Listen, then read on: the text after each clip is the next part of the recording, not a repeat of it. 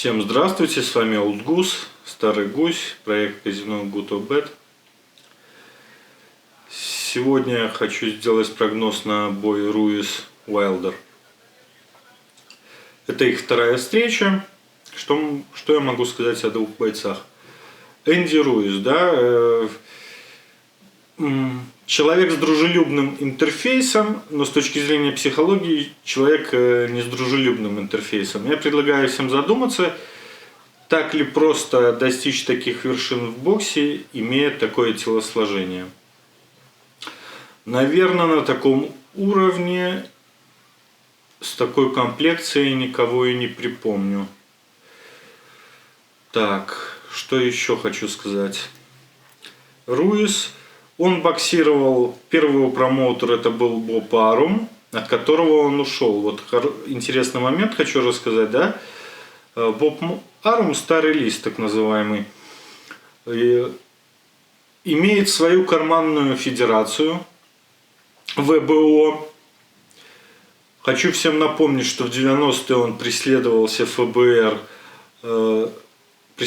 ФБР за взятничество, за договорные бои боксерские. Но он юрист в прошлом, с хорошей практикой. Все закончилось досудебным соглашением. Но это не отменяет того факта, что как бы для цели он сделает все. Почему я это вспомнил? Энди Руис в итоге ушел от Боба Арума, да? Как это произошло? Вот я сейчас достоверно вам говорить не буду, я просто не знаю, до поединка он ушел с Паркером или после поединка с Паркером. Был бой по линии ВБО, да, как мы знаем, Паркер обладатель поясов ВБО был на тот момент. Многие считают, что Руис этот поединок выиграл, ну, судьи считают по-другому, руку подняли другому. Такой момент возникает, да, вот если он был тогда с Бобом Арумом, да, почему тогда такая ситуация произошла?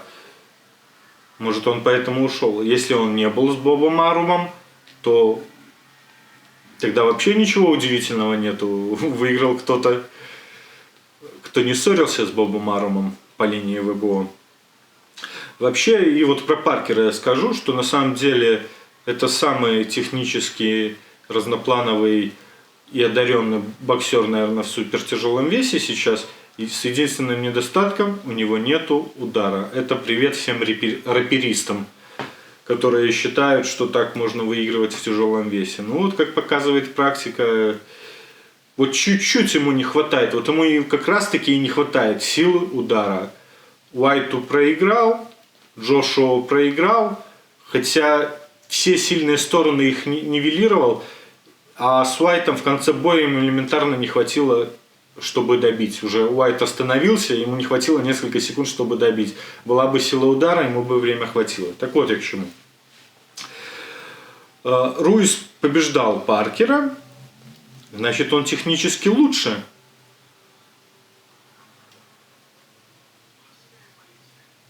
И вот к чему я веду это все. Руису с такими данными откуда-то у него появилась возможность выигрывать такие бои. Почему так происходит? Может, он обладает какими-то качествами, которые не видны на первый взгляд. Вот что я вижу?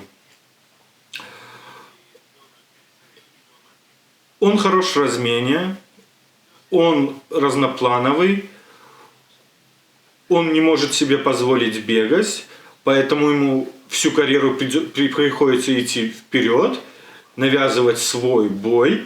И он в этом хорош, потому что когда ты каждую тренировку, каждый бой делаешь одно и то же, соответственно, ты будешь это делать лучше других. Поэтому у Джошуа в этом плане он проигрывает. Как показал первый бой, Руис навязывает, превозмогает, побеждает. Ну, мишень очень удобная, потому что вот с тем же Паркером у Руиса гораздо больше проблем было. У Паркера с Паркером у всех проблемы. Что я могу сказать про Джошуа? Агрессивный боец, стиль одноплановый, это идешь вперед и забиваешь. И вот что произошло, когда он приехал в Америку, да? Вот почему-то не было видно в нем прежней агрессии. Почему так произошло? Я не знаю. Допустим, есть версии, что у него какие-то терапевтические медицинские допущения, и ему как бы в Англии просто есть разрешение на применение каких-нибудь стероидов, да? То есть эти сведения секретные. Кстати, предлагаю вам задуматься, да, почему все так смело рассуждают о норвежских лыжниках, что они применяют стероиды. Эти сведения секретные, никто не знает. Об этом узнают только в лучшем случае чекисты 100%, да, вот это российские ФСБшники. Для чего они об этом рассказывают? Чтобы оправдать как бы, применение своих спортсменов. Ну да ладно.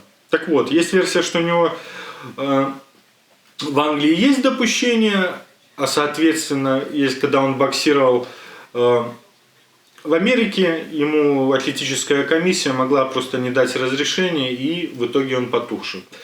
Еще такой момент. Но это уже мое субъективное, то, что я вижу на фотографиях, да. Джошуа подсдулся, но это вот он говорит, он собрался похудеть, он пытается быть более легким, больше двигаться. Ребята, нельзя за полгода научить боксера другому стилю. Он жесткий, агрессивный, атакующий боксер, не обремененный интеллектом и не имеющий страха. Не иметь страха в боксе – это плохо. Хорошо в боксе уметь переступать через страх. Когда ты… Ну, ладно, это уже нюансы для экспертов. Еще такой момент. Потухший. Сейчас бой будет в Саудовской Аравии. Что будет там? Я все-таки на первое место ставлю Руиса. Потому что он умеет все, и ему в тренировочном лагере надо было только набрать форму, доступную его телосложению. Да? Мы на самом деле не видим под слоем жира, до какой степени он атлет. Но битухи у него здоровые. Битухи мы видим. То есть мы… Может, под слоем жира скрывается прокол. Такой какой-нибудь греческий. Так вот, попасть сможет Джоша. И вот приходим к психологическому моменту. Ранее Джошуа, не обремененный интеллектом, шел вперед, забивал, он не обращал внимания, вот смотрите бой с Уайтом, не обращал внимания вообще, что ему летит, он даже не успевал на них, на удары реагировать, только Уайту страх не давал донести эти удары. Он что-то из-за уха замахивался, там пролетал. Джошуа их не видел. Человек уходит на ринг, он глуп до такой степени, что он не придавал ударам соперника значения. Может быть, на определенном уровне это и неплохо. Он шел, бил, побеждал. Что было на спаррингах? Ну, то было на спаррингах. Там, говорят, его очередной раз отправили на нокдаун. Так вот, нельзя боксера, полгода это не срок. Вот если бы его 5 лет еще потренировать, еще знать в какую сторону. Опять же, большинство боксеров, они заложники своего стиля, они вообще ничему не учатся. Вот, увы и ах. Однозначно Руис 70%, 30% я думаю с вероятностью победит Уайлдер. Я пока еще, не Уайлдер, а Джошуа. Я пока не смотрел коэффициенты, соответственно, ну, с каких можно ставить? Я думаю, что это будет нокаут. Просядет Джошуа, и Руис его нокаутирует.